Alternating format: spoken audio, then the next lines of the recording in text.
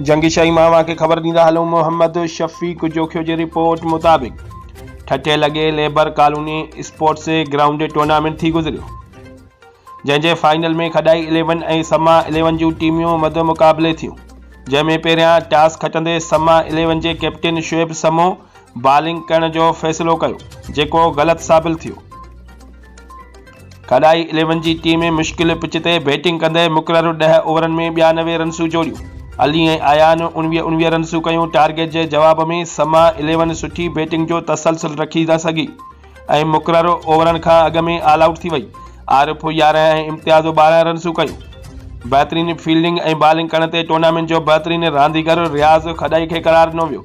Final में आयल महिमाननि खटींदड़ team ऐं हाराईंदड़ टीम में इनाम तक़सीम किया।